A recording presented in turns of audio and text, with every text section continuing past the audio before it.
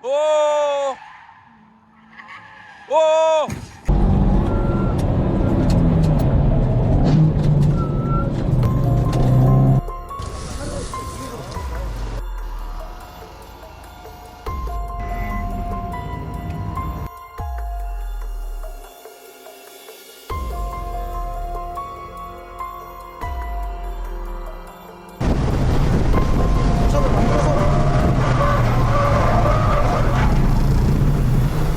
빠르게 진입하고 다음 모션을 만들어서 빠르게 진입하고 근데 하고 난다. 끝났어. 개판한다. 우리 카운트 잘 잡긴 잘 잡았네. 리버스가 걸려가지고. 맞아. 처음이다 보니까 여기 대파상 났다 씨.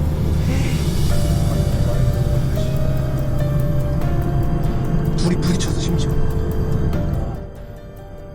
안녕하세요, 이고인입니다. 오늘은 조금 안타까운 소식을 영상을 통해서 전해드리려 합니다. 바로 인제에서 있었던 사고 이야기인데요. 저는 이날도 어김없이 인제에서 수업을 하고 있었습니다.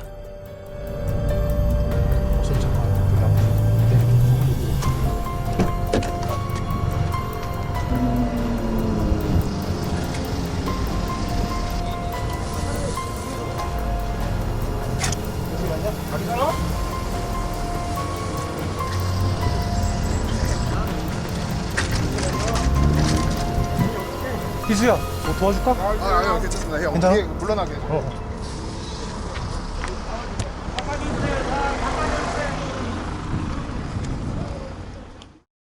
정말 참담한 사고였습니다. 인제를 매번 다니지만 이렇게 심각한 사고는 처음 봤어요. 예전에 발생한 김진표 선수의 사고하고 작년에 슈퍼레이스 M클래스 경기 중 발생했던 사고를 제외하고서는 이런 심각한 사고는 본 적도 없고 들은 적도 없었습니다. 서킷에서, 그것도 스포츠 주행에서 차대차 사고라는 게 그리 흔한 일은 아니거든요. 보통은 조작 미스로 인한 단독 사고로 그치는 경우가 많고, 차는 많이 상하더라도 운전자가 다치는 일은 그리 많이 발생하지 않는데, 이번 사고는 정말 심각할 정도로 차도 많이 부서지고 그 안에 타고 있던 사람들도 많이 다치고 말았습니다. 이 영상을 만들어야 되나 말아야 되나 고민을 정말 많이 했어요. 다치신 분들과 그 지인분들이 봤을 때 심기불편한 영상이 될 수 있을 것 같아서요.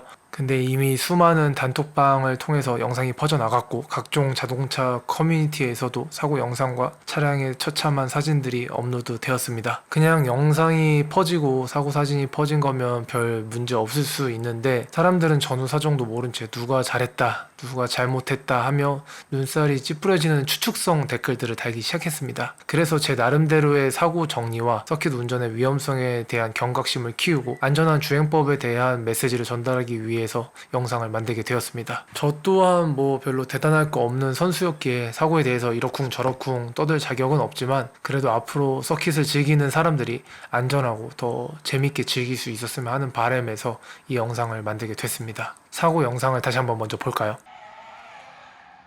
오! 오!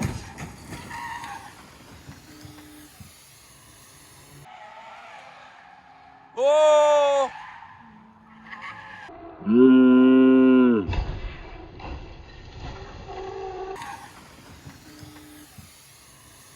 영상의 시작은 이미 미끄러지고 있는 M3의 모습으로 시작이 됩니다. 그리고 180도 스핀에서 끝이 나지 않고요.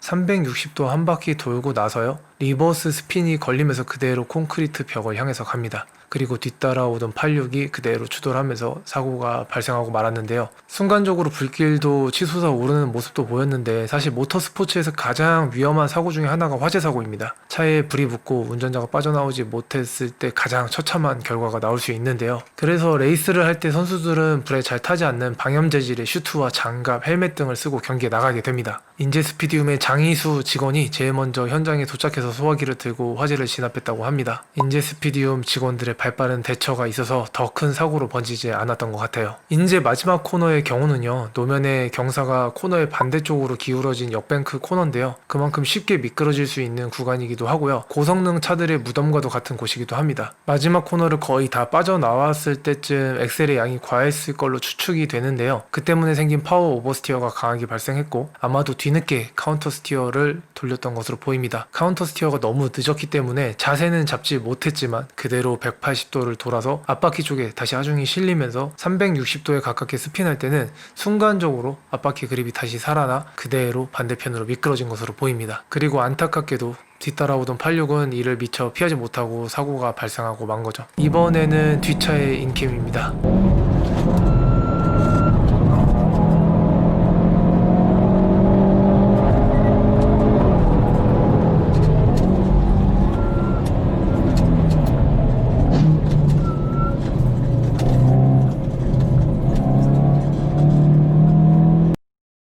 마지막 코너에 진입하면서 86에 빨간색 불이 들어옵니다. 선명하게 제동동이 들어오는 게 보이죠. 그리고 나서 마지막 코너를 다 빠져나오고 나면 앞에서 스핀하고 있는 M3가 저 멀리에 보입니다. 86은 마지막 코너를 빠져나오는 시점부터 아마 앞차의 미끄러짐을 인지하고 있었을 겁니다. 그리고 브레이크 등과는 확연히 다르게 노란색 등이 2번 깜빡입니다. 아마도 뒷차에게 경고를 하려고 비상등을 짧게나마 켠 것이겠죠. 그리고 M3가 오른쪽으로 갑작스럽게 역스핀이 걸리는 것을 확인하고 난 뒤에야 브레이크 등이 다시 들어옵니다. 오른쪽으로 피하려 했지만 이미 공간도 없었고 속도도 너무 빨랐던 것으로 보입니다. 조금 아쉬운 부분은 미리 브레이크를 밟아서 속도를 줄였으면 사고를 피할 수 있지 않았을까 하는 부분입니다. 86의 운전자는 아마도 좌측에서 빙글빙글 돌고 있는 M3가 우측으로 올 리는 없을 거라는 판단을 하지 않았을까 싶어요. 서킷을 다녀본 분들이라면 아시겠지만 보통은 저렇게 360도 스핀하는 경우도 굉장히 드물고 저렇게 스핀한다고 해도 갑작스럽게 반대쪽으로 튀어나올 것까지 예상하기는 어렵기 때문에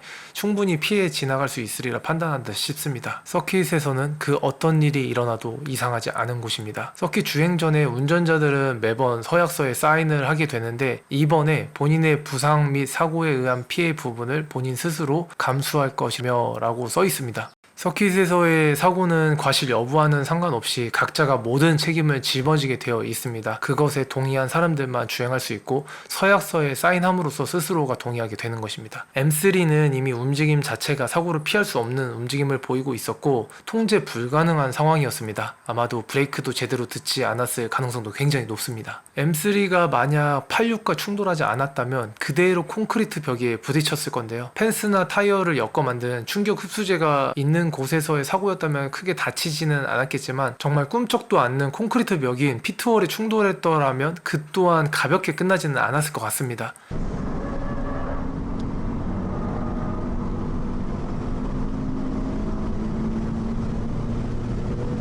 86은 제가 순정 상태의 차량을 가지고서 여기 보이는 이 피니시 라인까지의 속도를 어림잡아 확인해 본 결과 약 시속 160 정도의 속도를 붙일 수 있었는데요. 조금 더 그립이 좋은 타이어에 튜닝까지 되어 있는 86이라면 시속 170까지도 무난히 낼 수 있는 구간이기도 합니다. 충돌 직전에 브레이크를 잡았고 속도를 줄이긴 했지만 그래도 시속 130, 40 밑으로 떨어지긴 힘들지 않았을까 싶습니다.